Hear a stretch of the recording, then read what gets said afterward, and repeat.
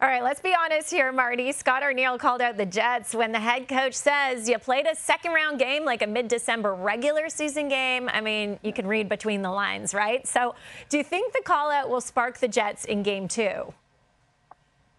Well, I think it's a very big message to send your team because they had such an intense Game 7 at home, double overtime, and you want to be able to build off of that. And you look at the way the Jets started Game 1, they were outshot attempted 10-0. The shots were, and if it wasn't for Connor Hellebuck, I think it would have been 1 or 2-0 right away at the start of the game. So, yeah, I think the coach did not like that. He probably prepared them to say, hey, we have to keep our intensity, our energy level at the highest as we can be, like it was in the Game 7, and they did not come out and do it. I think that's the message you send out. But it's also a good way to let everybody know inside the locker room that this is not the way that we're going to accept starting games with this level of play. Dallas is a really good team. This is not St. Louis' second wildcard team.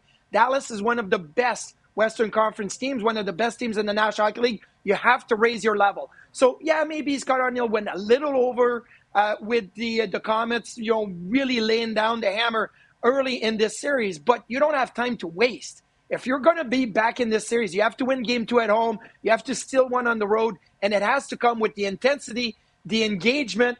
Everybody's got to do the little things from the drop of the puck.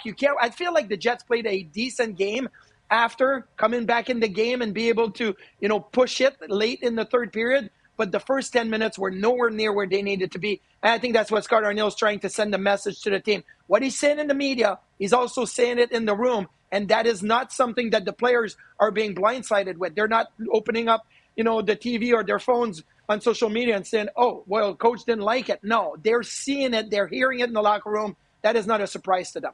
Okay, so the message is loud and clear. There's another message also that's crystal clear. The Jets need to find a way to stop Mikko Rantanen, Marty. He's got hat tricks in back-to-back games, now leads the playoffs in goals and points.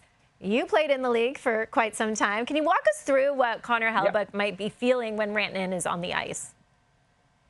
Well, obviously, when the guys are hot and you play against them, they step on the ice, you pay attention, you catch them off the corner of your eyes. You're like, okay, he's on the ice. I got to make sure that I keep my eyes on him. But here's the biggest thing. And Connor Hellebuck and the Winnipeg Jets have to do a much better job knowing when he's on the ice and where he is on the ice. Because Mikko Rantanen in the first 4 games of the Colorado series was staying on the perimeter. He only got 1 assist. He had 5 shots from the slot in 4 games. That wasn't near good enough for Dallas Stars and Mikko Rantanen. And then in the last 3 games of the Colorado series and the first game of the Winnipeg series, all of a sudden, Mikko Rantanen is not playing on the perimeter. He's in the middle of the ice, and that's when he becomes much more dangerous. So if I'm Connor Hellebuck and I see Rantanen on the ice, I'm looking, where is he at? Because if he's on the perimeter and he has the puck and he's just hanging on the outside, that's fine. I don't have to worry too much about him. I better be keeping an eye on who else is on the ice. Rope Hansen, everybody else that is on the ice. But as soon as I see Rantanen in the slot in front of the net, then my spidey sense, my antennas have got to be up. I got to know that he is the dangerous one. Now, he got lucky, a couple of deflections. One he tipped, one went off of a Winnipeg player. But you still have to know when he's on the ice, if he's in a dangerous area or if he's on the outside. Yeah, okay. Well, we'll be watching that in Game 2. Game 1 was the Jets' first loss of the playoffs on home ice. So we'll see if Game 2's whiteout helps them even the series before heading into Dallas.